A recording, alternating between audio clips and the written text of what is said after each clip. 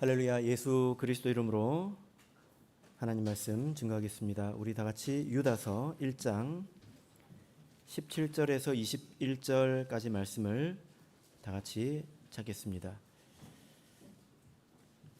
유다서 1장 17절부터 21절까지 말씀을 저와 여러분이 한 절씩 교독하겠습니다. 신약성경 399쪽입니다. 유다서 1장 17절. 사랑하는 자들아, 너희는 우리 주 예수 그리스도의 사도들의 미리 한 말을 기억하라.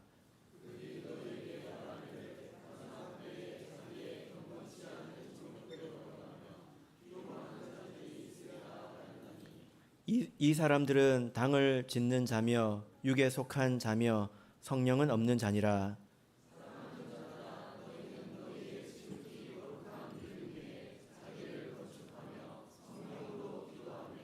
하나님의 사랑 안에서 자기를 지키며 영생에 이르도록 우리 주 예수 그리스도의 긍휼을 기다리라. 아멘. 네, 오늘 이 시간은 자기를 지키라라는 제목으로 말씀을 전하겠습니다. 최근에 우리 부산교회에 대만의 이정명 목사님이 이제 방문을 해주셨죠. 예, 지난주에 그리고 말씀을 전해주셨습니다. 제가 2박 3일 정도 그분과 함께 지내면서 대화를 많이 나눴는데요. 이제 좋은 간증도 들었지만 또 한편으로 이상하고 특이한 사람들에 대한 이야기도 많이 들은 것 같습니다. 이것이 서로 만나는 것에 대한 유익이죠.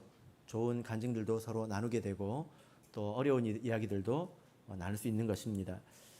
대만은 아무래도 우리 참여예수교회 신도들이 이제 많으니까 또 다양한 사람들이 있겠지요. 그리고 그 목사님께서 전 세계의 많은 곳을 다니셨기 때문에 다양한 사례들도 또 더 많이 알고 계신 것 같습니다. 그 중에는 목자님들에 관한 이야기도 있었는데요. 저는 참 평범한 목자구나 이걸 제가 느끼게 되었습니다. 왜냐하면 어떤 목자님은 도사처럼 수염을 이렇게 기르신대요. 예, 제가 수염을 기르면 어떻게 좀 괜찮겠습니까? 예, 그런 목자님이 있으시다고.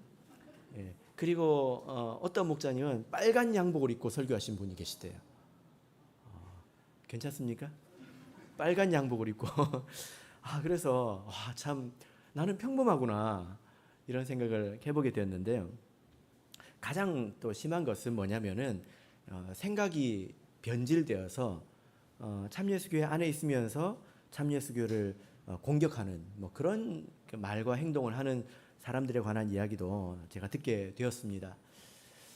제가 그런 이야기들을 이렇게 들으면서 어떤 생각을 하게 됐냐면, 참 이 세상이 얼마나 험한가. 이 세상에 태어나서 죽기까지 믿음 안에서 자기를 지키고 사는 게 얼마나 어려운가. 그런 생각이 들더라고요. 요즘에는 미디어가 이렇게 범람하는 그런 시대이지 않습니까? 그래서 아이들이 어려서부터 세상 문화를 굉장히 많이 접하고 삽니다. 그리고 나이가 들어서는 TV 드라마를 이렇게 많이 보죠. 그래서 제가 걱정입니다. 우리 중년 이상의 자매님들이 집에서 텔레비전을 얼마나 보실까, 또 유튜브는 얼마나 보실까. 우리 학생들은 SNS나 대중매체에 이제 빠져가지고 혹은 게임에 빠져가지고 아주 오랜 시간을 걸쳐서 세상의 어떤 그런 타락한 관념들이 자기도 모르게 스며들어오고 있는 것입니다. 그래서 이상한 것을 당연하게 받아들이는 그런 어려움이 있죠. 그죠? 그리고 지금 이 세상은 또 경쟁이 얼마나 심합니까? 그렇게 즐기기 좋은 세상이지만 또 한편으로 보면 참 위협이 큰 세상입니다. 그래서 우리 학생들도 각종 시험이나 이런 것들에 압박감을 많이 느끼게 되죠. 그래서 하나님에 대해서 또 하나님 말씀에 대해서 여유를 가지고 읽어볼 만한 그런 여유가 별로 없습니다. 그런 마음을 잘 가지지 못하는 것 같습니다. 또 이 세상은 또 얼마나 타락했습니까? 좀 민망하지만 이 말이 맞습니다. 요즘 세상에는요, 처녀 총각이 별로 없어요. 거의 없다고 해도 틀린 말이 아닐 것입니다. 그러니까 이런 세상에서 온전하게 자라나서 성장하는 것이 얼마나 어려운가. 그래서 우리 부모들이 든든한 울타리가 되어서 신앙적으로 자립할 수 있도록 도와줘야 될 것입니다. 근데 이게 어려움의 끝이 아니지 않습니까? 그죠? 가장 위험한 게 뭐죠? 가장 위험한 것은 저 밖에 있는 것이 아니라 사실 내 안에 있습니다. 바로 욕심이라는 것입니다. 괜찮아 보였던 사람들이 나이가 들어서 왜 저렇게 되었을까? 왜 저렇게 변했을까? 왜 저렇게 교만해졌을까? 이상하게 변하는 것을 보면 그 마음속에 이제 욕심이라는 게 있거든요. 근데 참으로 이렇게 두려운 것은 뭐냐면은 그런 욕심, 그런 교만, 그런 씨앗이 내 안에도 있다는 것입니다. 우리 모든 사람의 안에 있다는 거죠. 그래서 얼마든지 나도 그렇게 변질될 수 있다는 것입니다. 그런 경계하는 마음이 든다는 거죠. 그래서 그런 이야기들을 쭉 듣고 이 세상이 얼마나 험한가, 바르게 자라기도 힘들고 그것을 지키기도 힘들고 얼마나 험한가 이런 생각을 해보면서 나는 나중에 늙어서 어떤 사람이 될까 이런 생각을 제가 해보게 되었습니다. 여러분들도 그런 생각을 해보셨습니까? 네, 그러나 우리가 너무 두려워할 필요가 없습니다. 왜냐하면 우리 예수님께서 우리를 도와주시기 때문이죠. 자, 오늘 본문 말씀을 보겠습니다. 자, 18절을 보시면 마지막 때라고 하는 표현이 나오죠. 그들이 너에게 말하기를 마지막 때에 이렇게 말씀하고 있습니다. 지금 여기서 말씀하고 있는 마지막 때는 언제일까요? 유다서가 기록되고 있는 바로 그때를 말하겠죠. 그죠? 마지막 때에 이런 일이라 있을 것이라 한 그 일이 지금 있지 않느냐, 지금 이런 이야기입니다. 그러면 이 유다서가 기록되던 때가 왜 마지막 때입니까? 왜 마지막 때입니까? 네, 곧 사도 시대가 끝나기 때문입니다. 그래서 사도 시대 말기에 아주 큰 어려움이 있을 것이기 때문에 예수님께서 사도들을 통해서 그때가 되면 어떤 어려움들이 있을 것이다. 이제 미리 말씀해 주셨다는 거예요. 그 말씀을 잘 읽어보고 또 주의해서 들으면 흔들리지 않을 수 있다라는 것입니다. 지금은 마지막 때일까요? 그래서 이 말씀을 읽어보고 마지막 때라고 했는데 아직 2000년이 더 지났는데 언제가 마지막 때인가 이렇게 생각되실 수 있을 겁니다. 지금은 마지막 때일까요? 무엇을 기준으로 놓고 어떤 관점에서 생각하느냐에 따라서 이제 달라질 것입니다. 천지 창조로부터 세상의 종말까지로 본다면 지금은 말세입니다. 마지막 때입니다. 말세에 참귀의 출현과 함께 이 말세가 시작이 되죠. 그러나 이 마지막 때 안에서 보자면 우리는 마지막 때라고 말하기는 좀 어렵습니다. 우리가 그 때를 향해서 가고 있죠. 아직도 일어날 많은 일들이 있고 그리고 해야 될 일들도 또 굉장히 많이 남아 있습니다. 또 우리 앞에 많은 어려움들이 있을 것으로 성경은 말씀하고 있습니다. 분명한 것은 예수님께서는 우리가 믿는 하나님은 미리 말씀해 주시는 하나님이시다라는 것입니다. 성경을 보면 그런 이야기들이 많이 나옵니다. 하나님은 사람으로 그냥 알아서 살아가게 하시는 분이 아니라 자기 백성으로 하여금 미리 깨닫게 하고 준비하게 하시는 그런 하나님이다라는 겁니다. 솔로몬이 타락하지 않았습니까? 지혜의 왕 솔로몬이 어떻게 그렇게 타락해서 그런 짓을 했을까? 어떻게 저렇게까지 되었을까? 하나님이 왜 저렇게 두셨을까? 궁금하지만 우리가 성경을 보면 하나님께서 솔로몬에게 2번이나 미리 경고하신 것을 우리가 알 수 있습니다. 열왕기상 11장 9절 10절을 보시면요. 솔로몬이 마음을 돌이켜 이스라엘 하나님 여호와를 떠남으로 여호와께서 저에게 진노하시니라. 여호와께서 일찍이 2번이나 저에게 나타나시고 이 일에 대하여 명하사 다른 신들을 쫓지 말라 하셨으나 저가 여호와의 명령을 지키지 않았으므로. 하나님께서 솔로몬에게 2번이나 나타나셔서 경고하셨다는 것입니다. 그래서 우리가 믿는 하나님은 내버려 두시는 하나님이 아니라 우리 앞에 있는 여러 가지 어려움들에 대해서 미리 말씀해 주시고 경고하시고 깨닫게 하시는 그런 하나님이다라는 거죠. 그래서 우리가 미래에 대해서 막연하게 두려워할 것이 아니라 우리 하나님 말씀을 주의 깊게 들어본다면 이런 일이 오겠구나, 또 이런 것을 준비해야 되는구나 우리가 깨달아서 알 수 있다는 것입니다. 우리는 지금 마지막 때를 살고 있고 그리고 또 정말 마지막 때를 맞이하게 될 것입니다. 우리들 앞에 어떤 일들이 있으리라고 오늘 본문은 말씀하고 있습니까? 또 우리가 이 마지막 때를 잘 이겨내기 위해서 우리가 무엇을 준비해야 된다고 말하고 있습니까? 이 시기에 우리가 우리 자신을 지키기 위해서 어떻게 해야 된다고 말씀하고 있습니까? 자, 본문으로 돌아가서 같이 보겠습니다. 유다서 1장 18절, 19절 우리 다시 읽겠습니다. 유다서 1장 18절, 19절 읽겠습니다. 시작. 그들이 너희에게 말하기를 마지막 때에 자기의 경건치 않은 정욕대로 행하며 기롱하는 자들이 있으리라 하였나니 이 사람들은 당을 짓는 자며 육에 속한 자며 성령은 없는 자니라.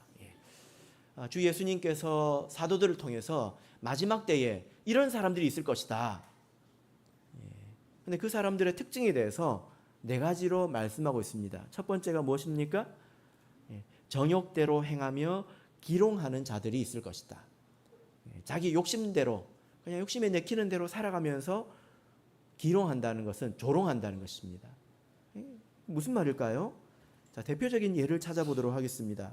베드로후서 3장 4절, 3절, 4절을 보겠습니다. 몇 장만 앞으로 넘기시면 베드로후서 3장이 나옵니다. 베드로후서 3장 3절, 4절. 자, 우리 보겠습니다. 이 마지막 사도 시대의 마지막 때에 이런 사람들이 있었다는 거예요. 교회 안에. 자, 읽겠습니다. 시작. 먼저 이것을 알지니 말세에 기롱하는 자들이 와서 자기의 정욕을 쫓아 행하며 기롱하며 가로되 주의 강림하신다는 약속이 어디 있느뇨? 조상들이 잔 후로부터 만물이 처음 창조할 때와 같이 그냥 있다 하니. 무슨 말입니까? 교회에서 이렇게 가르치잖아요. 하나님이 심판하신다. 정결하게 살아라. 거룩하게 살아야 된다. 이렇게 이야기를 하지 않습니까? 그런데 그 사람들이 그런 말을 듣지 않고 교훈을 받지 않고 자기 마음대로 산다는 거예요. 하고 싶은 거 그냥 하고 산다는 것입니다. 더러운 것을 그냥 하고 산다는 거예요. 그러면서 뭐라고 말합니까? 주의 강림하신다는 약속이 어디 있느뇨? 이 말이 무슨 말입니까? 예수님이 재림하신다고? 언제? 지금 옛날부터 지금 이 땅이 지금까지 그대로 있는데 이게 끝난다고? 이게 무슨 말입니까? 조롱하는 말이라는 것입니다. 그래서 하나님의 가르침을 조롱하고 받아들이지 않고 그것을 자기 욕심대로 살았다는 거죠. 유다서 1장을 다시 보겠습니다. 유다서 1장 8절을 보시면 이렇게 말씀하고 있습니다. 유다서 1장 8절.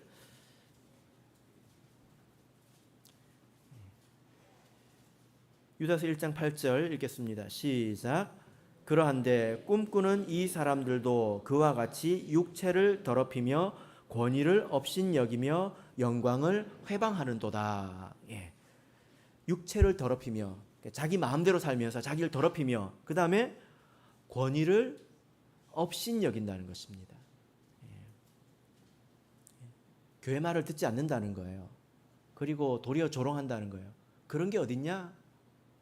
너나 잘해라. 이렇게 말한다는 것입니다. 마지막 때에 이런 사람들이 있을 것이다 라는 거죠. 지금은 그야말로 정욕의 시대입니다. 여러분 곰곰이 한번 생각해 보세요. 인류 역사 가운데 지금 같은 때가 있었는지 한번 생각해 보세요.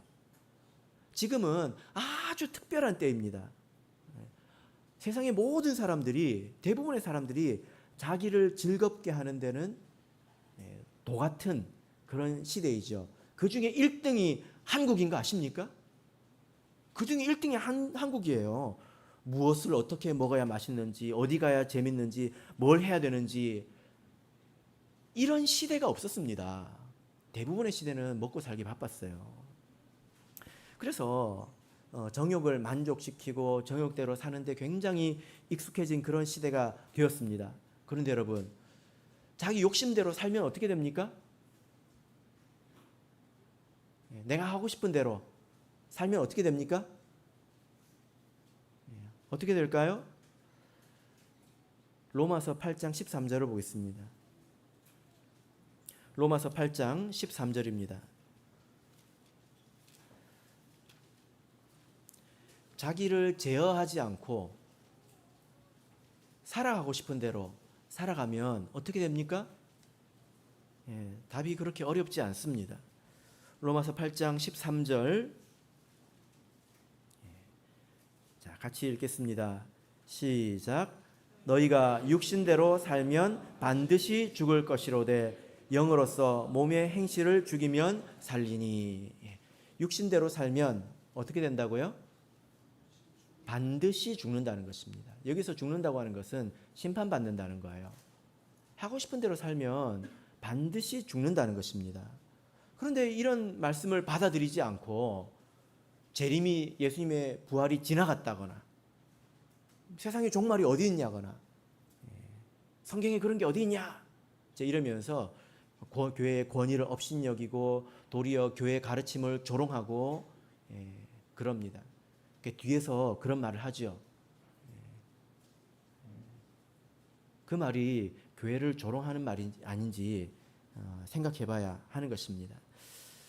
이렇게 말세가 되면 자기 정욕대로 살아가면서 하고 싶은 대로 살아가면서 교회를 조롱하는 사람들이 있을 것이다, 이렇게 말씀하고 있습니다. 그리고 두 번째는 어떤 사람들이 있습니까? 유다서 1장 19절을 보시면 두 번째는 당을 짓는 자, 이런 사람들이 나타난다, 이렇게 말하고 있습니다. 이 당을 짓는다라고 하는 것은 이 표현을 성경에서 이렇게 찾아보면 성경에서 딱 여기 유다서 1장 19절에서만 사용된 단어입니다. 이 단어를 이렇게 연구해 보면 이 단어에서 파생된 단어가 이제 수평선, 지평선, 이렇게 선입니다. 여러분 혹시 수평선 보신 적 있습니까? 선이 아주 선명하게 있죠. 그래서 하늘과 바다를 이렇게 탁 나누지 않습니까? 지평선 보신 적 있습니까? 한국에서는 지평선 볼 일이 별로 없어요. 거의 볼 수 있는 데가 없는 것 같습니다. 근데 호주 가니까 많이 있더라고요. 그래서 확연하게 구분하는 어떤 선. 그래서 당을 짓는다. 이 사람들은 어떤 사람들을 말하냐면 스스로를 따로 구분한다는 것입니다. 스스로를 따로 분리하는 자, 그런 뜻입니다. 그래서 누구든지 우리가 처음 이렇게 믿음 안으로 들어올 때는 자기 믿음을 이렇게 고백하고 그리고 수용하고 고개를 숙이고 세례를 받지 않습니까? 그런데 사람이요, 시간이 지나면 조금씩 용감해집니다. 그래서 아무 말이나 합니다. 그래서 우리가 믿는 그 진리에 대해서 내 생각은 다르다라고 아주 용감하게 말합니다. 그게 뭡니까? 자기를 따로 분리하는 것입니다. 그래서 이 사람들은 교회의 공식적인 가르침을 따르지 않는 사람들을 말하는 것입니다. 그래서 이렇게 마지막 때가 되어가면 갈수록 확실히 이렇게 용감해진 사람들이 많이 나타나는 것 같습니다. 그러나 여러분, 아무리 똑똑해 보이고 훌륭해 보여도 이런 데 속지 마시길 바랍니다. 이런 사람들이 많이 있을 거라고 했지요. 자, 이제 세 번째, 네 번째는 어떤 사람입니까? 19절을 보시면 육에 속한 자며 성령은 없는 자니라, 이렇게 말씀하고 있습니다. 그래서 비록 신도라고 하지만 세례받고 믿음 안으로 들어왔으니까 신도라고 하겠죠. 근데 그런 사람이라 할지라도 정욕대로 살아가면서 그리고 가르침을 수용하지 않고 회개하지 않고 도리어 그 가르침을 조롱하고 그런 게 어딨냐? 그리고 나는 그렇게 생각하지 않는다. 나는 그렇게 믿지 않는다. 라고 하는 사람들은 사실은 육에 속한 자다. 그리고 성령은 없는 자다. 이렇게 말씀하고 있습니다. 이 표현도 살펴보면 이제 제법 이제 다룰 내용이 많은데요. 육에 속한 자, 성령이 없는 자라는 말은 이방인이라는 뜻입니다. 딱 보면 교회 안에 있고 신도 명부에 있어요. 그런데 사실은 이방인이라는 거예요. 실제로는 예수님께 속하지 않은 사람이라는 것입니다. 이게 무서운 말이지 않습니까? 유다가 교회 안에 있는 어떤 사람들을 향해서 지금 이렇게 말을 하고 있는데 이것은 굉장히 거친 말입니다. 점잖게 말을 하는 것 같지만 육에 속한 자요 성령은 없는 자니라 라고 해서 점잖게 말하는 것 같지만 그 내용으로 보자면 굉장히 거칠고 극단적인 말입니다. 저 사람들은 신도가 아니라는 거예요. 우리 사람이 아니라는 겁니다. 예수님께 속하지 않은 사람이라는 거예요. 저는 지금까지 참예수교에서 우리 교회를 떠난 사람들은 제외하고 우리 안에 있는 사람들에 대해서 공개적으로 이렇게 거칠게 말하는 것을 들어본 적이 없습니다. 어떤 사람들에 대해서 저 사람은 성령이 없는 사람이다. 공개적으로 편지에서 혹은 설교석상에서 이렇게 말하는 걸 제가 들어본 적이 없습니다. 근데 마지막 때는 이런 일이 있을 거라는 말이죠. 왜냐하면 이런 사람들로 인해서 영향받는 사람들이 너무나 크기 때문에 교회가 겪는 어려움이 너무 크기 때문에 유다가 이렇게 분개해서 말하는 것 아니겠습니까? 그래서 이런 사람들로 인해서 속지 말고 이제 이렇게 권면을 하고 있는 것입니다. 이것이 바로 마지막 때의 분위기입니다. 우리가 세상에서도 영향받지 않는 것이 굉장히 어렵습니다. 타락한 문화들이 있고 그래서 성인이 되었을 때 정말 믿음 안에서 결혼할 수 있는 것이 또 하나님을 섬길 수 있는 자리에 있는 것이 참 쉽지 않습니다. 그런데 그 다음에도 만만치 않다는 거예요. 이런 상황에서 우리가 어떻게 우리 자신을 지킬 수 있을까요? 자, 20절, 21절을 보면 유다가 성령의 감동으로 이렇게 권면하고 있습니다. 자, 유다서 1장 19절, 20절 같이 읽겠습니다. 시작. 20절, 21절입니다. 시작. 사랑하는 자들아, 너희는 너희의 지극히 거룩한 믿음 위에 자기를 건축하며 성령으로 기도하며 하나님의 사랑 안에서 자기를 지키며 영생에 이르도록 우리 주 예수 그리스도의 긍휼을 기다리라. 네. 자, 여기서 21절 하나님의 사랑 안에서 자기를 지키며 이렇게 되어 있는데요. 자기를 지키라는 것입니다. 이렇게 자기를 지키기 위해서 해야 될 것이 세 가지가 있습니다. 첫 번째가 무엇입니까? 지극히 거룩한 믿음 위에 자기를 건축하라. 건축하라는 것입니다. 지극히 거룩한 믿음이 무엇일까요? 너희에게 있는 지극히 거룩한 믿음. 그래서 이 말씀을 비교해 보면 예수님께 속한 사람들의 마음속에는 지극히 거룩한 믿음이 있고요. 명목상 신도이지만 예수님께 속하지 않은 사람들의 마음속에는 정욕이 있습니다. 지극히 거룩한 믿음이 무엇일까요? 사람들이 때로는 자기 마음대로 믿습니다. 그래서 그것을 자기 믿음이라고 이야기합니다. 자기가 믿는다고 이야기합니다. 성경에서 약속하지도 않은 것, 성경의 말씀과 다른 것을 믿고 그것을 믿음이라고 생각한단 말이에요. 예를 들면 이것입니다. 어떤 사람들은 아멘 한마디면 천국 간다고 믿습니다. 진짜로 그렇게 믿어요. 아멘 하면 천국 갔다고 믿습니다. 천국 간다고 믿습니다. 어떤 사람들은 진짜로 이렇게 믿는데요. 지옥이 없다고 믿습니다. 진짜로 그렇게 믿습니다. 그 믿음이 우리에게 구원을 가져다 줄 수 있는 그런 믿음입니까? 그 믿음 위에 우리의 신앙을 건설할 수 있습니까? 만약에 지옥이 없다, 그러면 그 위에 우리의 신앙의 집을 잘 지을 수 있을까요? 지옥이 없으면 좀 괜찮죠. 그죠? 제가 이렇게 대화를 해보면 지금 사는 것도 나쁘지 않다. 굳이 뭐 천국까지 필요가 없다. 그런 분들도 있어요. 그래서 지금 좀 재밌게 살다가 그냥 사라지는 것도 괜찮다. 지옥이 없다고 하는 사람들은 영혼이 소멸된다 이렇게 생각을 하거든요. 그럼 그 삶이 어떻게 되겠습니까? 조금 유혹이 오고 어려움이 오면 에이 뭐 이렇게 살다가 뭐 사라져 버리지 뭐 그렇게 생각하지 않겠습니까? 그런 믿음 위에 자기 신앙의 집을 어떻게 세우겠냐고요.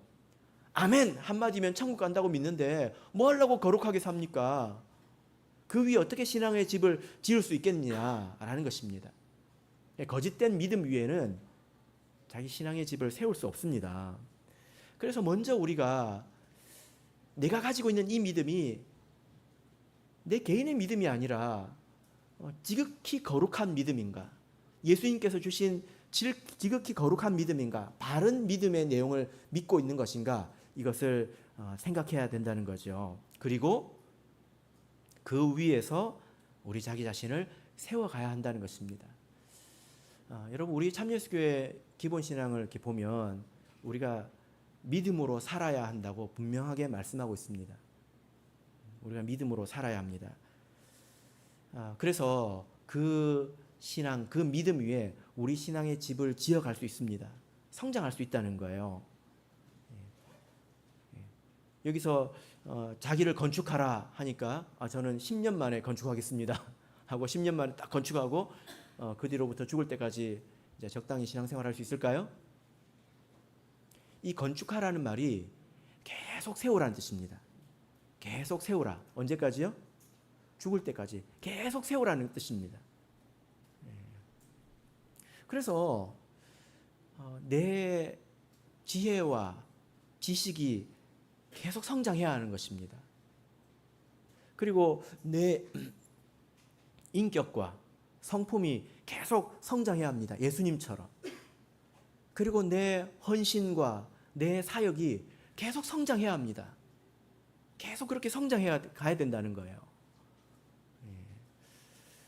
우리 신앙생활은 자전거 타기와 비슷해요. 자전거 타보셨죠? 자전거 탈 때 넘어지지 않으려면 어떻게 해야 됩니까? 발을 굴려야 합니다. 발을 굴리지 않고 가만히 서 있으면 넘어집니다.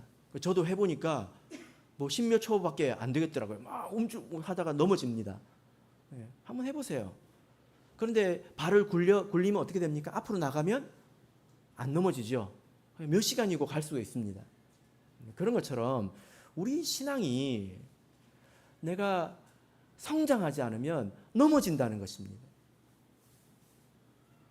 내가 지식과 지혜가 성장하고 그리고 내 인격과 성품 그리고 내 헌신 이런 것들이 성장하도록 지속적으로 우리가 발을 굴러야 우리가 넘어지지 않는다는 거예요. 이것이 자기를 지키는 그런 방법이라는 것입니다. 그런데 여러분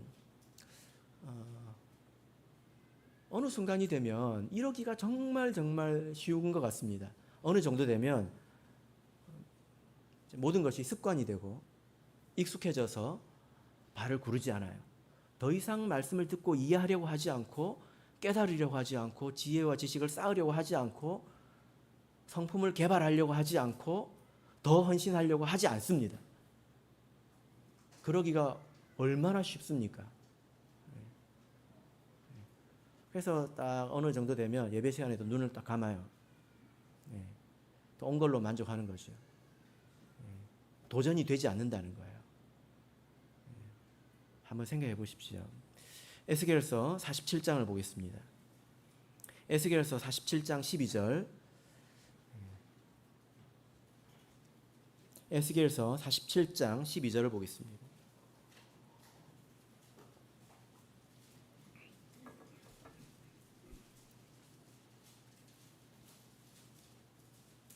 에스겔서 47장 12절 우리 같이 읽겠습니다. 시작. 강 좌우 가에는 각종 먹을 실과 나무가 자라서 그 그 잎이 시들지 아니하며 실과가 끊치지 아니하고 달마다 새 실과를 맺으리니 그 물이 성소로 말미암아 나옴이라. 그 실과는 먹을 만하고 그 잎사귀는 약 재료가 되리라. 어떤 한 나무가 있습니다. 그 나무는 철마다 열매를 맺고 그리고 그 잎사귀는 약재료가 됩니다.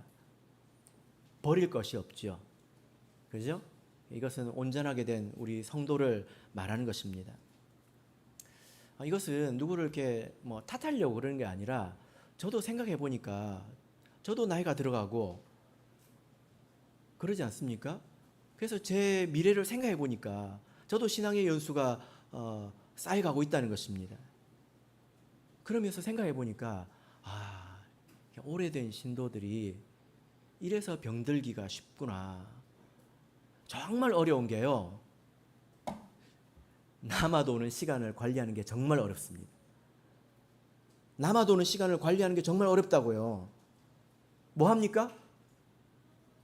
성경 읽고 기도합니까? 젊었을 때는 바빠서 성경 읽고 기도 못한다고 하죠. 근데 시간이 생기니까 어때요? 성경 읽고 기도가 됩니까? 잘 안 돼요. 그것도 한두 시간이죠. 남는 시간이 얼마나 많습니까? 그때 뭐 하죠? 딴짓한다고요. 그래서 우리가 적당히 신앙생활하고 멈추기가 얼마나 좋은가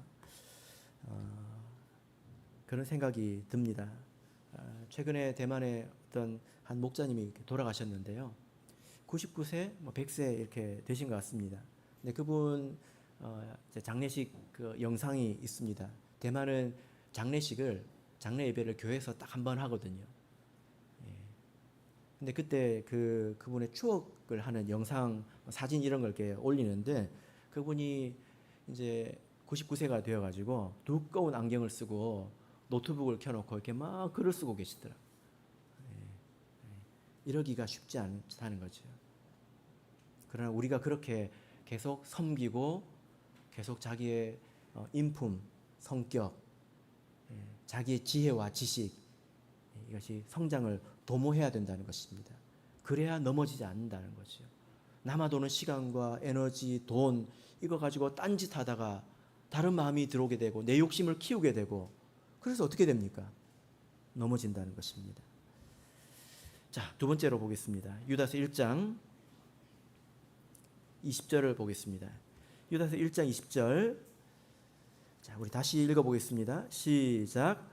사랑하는 자들아, 너희는 너희의 지극히 거룩한 믿음 위에 자기를 건축하며 성령으로 기도하며. 이것은 계속 하라는 거예요. 계속 건축해라.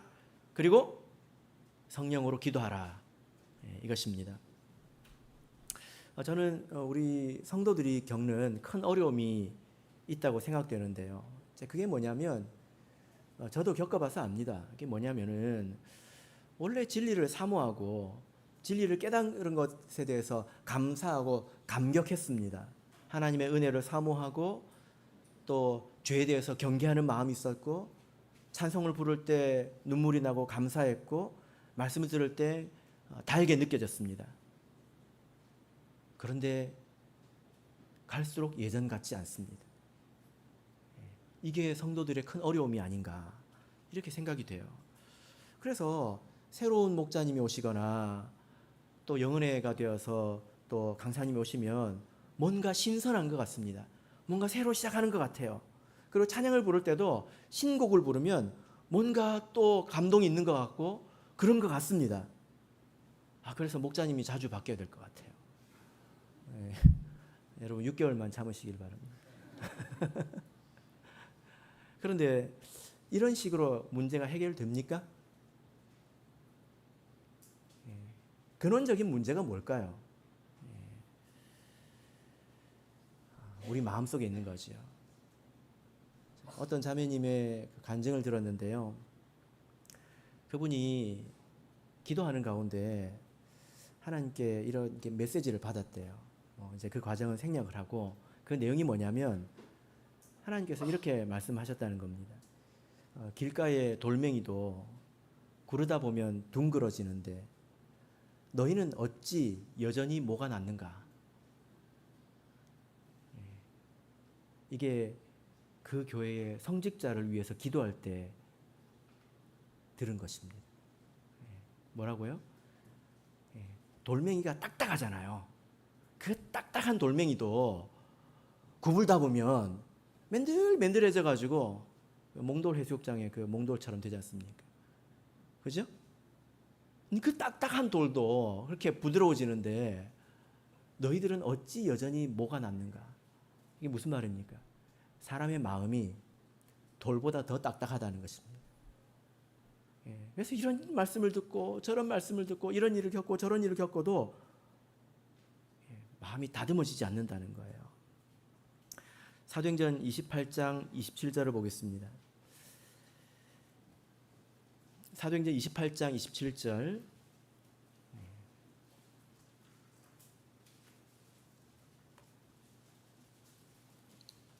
사도행전 28장 27절 읽겠습니다. 시작. 백성들의 마음이 완악하여져서 그 귀로는 둔하게 듣고 그 눈은 감았으니 이는 눈으로 보고 귀로 듣고 마음으로 깨달아 돌아와 나의 고침을 받을까 함이라 하였으니. 제가 어떤 그 청년한테 이런 이야기를 들었습니다. 듣고도 제가 진짜 제대로 들은 것인가 믿을 수가 없었는데요. 누구를 이렇게 비난하는 것이 아니라 이런 마음이 사람들에게 있을 수 있다는 것을 제가 말씀드리는 것입니다. 바로 이 마음인데요. 설교를 잘 안 듣는데요. 왜 잘 안 들을까요? 자기 마음이 바뀔까 봐. 그래서 지금 누리고 있는 것들을 내려놓을까 봐. 자기가 그렇게 변할까 봐. 그렇게 변하면 좋은 것 아닙니까? 내려놓을 수 있으면 좋은 것 아닙니까? 근데 지금의 자신이, 욕심 많은 자신이 변화된 자신을 볼 때 마음에 안 드는 것입니다. 그래서 어떻게 합니까? 귀를 막아버립니다. 사람 마음이 저렇게도 될 수 있구나. 그런 마음을 뭐라고 합니까? 완악한 마음이라고 하지요. 딱딱한 것입니다. 여러분, 우리 마음이 그렇습니다. 우리 마음은 딴 것 같아서 가만히 두면 점점점 다져집니다. 딱딱해집니다. 그래서 하나님 말씀이 들어가지 않죠. 그죠? 그래서 하나님 말씀을 들을 때에 부드럽게 그 말씀을 받아들이고 회개하고 깨닫는 것이 아니라 어떻게 됩니까? 튕겨내고 따지고 그렇게 된다는 것입니다. 원망하고. 우리 마음이 그렇게 생겼다는 것을 알아야 합니다.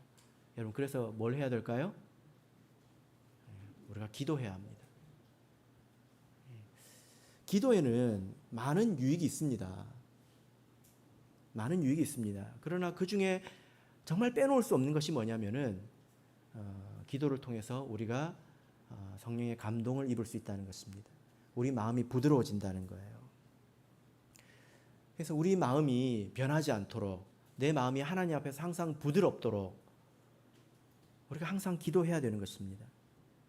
우리가 성령을 받았기 때문에 우리가 개인적으로 기도할 때는 당연히 성령으로 기도하겠지요. 그러나 성령을 받지 못했다면 이런 기도 제목을 가지고 기도해야 합니다. 성령 받기 전에 기도를 하나님께서 안 들으시는 것은 아니지 않습니까? 하나님께서 들으시기 때문에 기도해야 합니다. 그러면 하나님께서 우리의 마음을 부드럽게 해주십니다.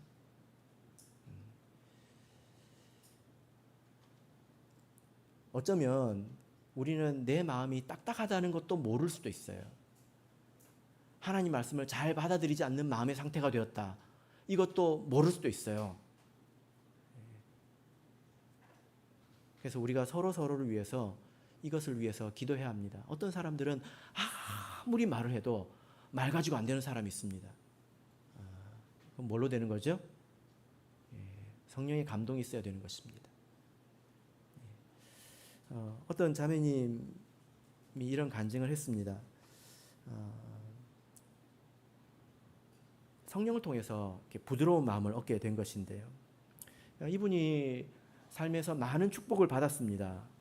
그래서 부족한 게 없는데요. 딱 하나 부족한 게 있었습니다. 그게 뭐냐면 며느리하고 관계가 안 좋았습니다. 며느리가 별로 그렇게 좀 무례했던 것 같아요. 그리고 그 시어머니의 그 말에 별로 순종하지 않았던 것 같습니다. 좀 무시하고. 그래서 너무나 마음이 괴로웠어요. 이분이 어느 제 교회 행사에 와가지고 눈물을 흘리면서 간절히 기도했습니다. 그래서 내가 어떤 일을 당했고 어떤 어려움을 겪었고 얼마나 서러운지 이제 계속 기도했습니다. 근데 그렇게 기도할 때, 며칠간 기도할 때 그분의 기도가 충만해졌습니다. 예. 그리고 자기 자신을 돌아보기 시작했습니다. 그리고 그때에 하나님의 음성을 들었습니다. 3번이나 분명한 음성을 들었는데 그 음성이 뭐냐면 너의 사랑이 부족하다. 너의 사랑이 부족하다. 너의 사랑이 부족하다. 라는 것이었습니다. 그래서 이분이 기도하다가 깜짝 놀랐습니다. 왜냐하면 자기는 정말 사랑한다고 생각했고 최선을 다한다고 생각했는데 그런 음성을 들었을 때 너무 놀랬다는 거예요. 그래서 기도하기를 혹시 자기에게 부족함이 있다면 하나님께서 드러내 주시기를 알려주시기를 간구했습니다. 그리고 기도하는 가운데서 깨닫게 되었습니다. 무엇을 깨달았을까요? 자기가 사랑한다고 한 것이 사실은 강요였다는 거예요. 강요였고 자기의 생각과 의지대로 움직이려고 했다는 것입니다. 그래서 어떤 식으로 자기가 변해가야 될지, 얼마나 너그러운 사람이 되고 얼마나 존중하고 또 가까이 할 수 있는 사람이 되어야 될지 그 기도를 통해서 알게 됐다는 것입니다. 기도를 통해서 이렇게 자기 마음의 연약함, 완악함, 고집스러움 이런 것들을 깨닫고 변해가는 사람들이 많이 있습니다. 겁쟁이가 용감해지고요. 완악한 사람의 마음이 부드러워지고 이기적인 사람의 마음이 사랑의 마음으로 변해가는 것입니다. 그리고 가장 중요한 것은 하나님의 말씀을 받을 때 달게 들린다는 것입니다. 우리 마음을 그렇게 붙들고 있어야 우리가 흔들리지 않습니다. 그것으로 우리가 자신을 지킬 수 있는 것입니다. 이것을 언제까지 해야 될까요? 우리가 죽을 때까지, 우리가 예수님을 만날 때까지 이 일을 인내하면서 계속 해야 된다는 것입니다. 말씀의 결론 맺겠습니다. 우리 성도님들께서는 우리 인생이 얼마나 위험한가 이것을 좀 깊이 공감하시기를 바랍니다. 그래서 우리 아이들을 볼 때 정말 이 위태로운 세상에서 이 아이들이 어떻게 살아갈까? 이 아이들의 정신이 황폐해지고 이 아이들의 영혼이 더럽혀지고 그런 일들이 얼마나 많은가? 그리고 가장 위험한 이 욕심이라는 것, 교만한 마음이 우리 안에 있다는 것을 알아야 되겠죠. 그렇죠? 그래서 우리가 전진해야 합니다. 기도하는 가운데 전진한다면 넘어지지 않을 것입니다. 바라옵기는 이 말세에 자기를 지키시는 저와 여러분이 되시기를 예수 그리스도 이름으로 축복합니다.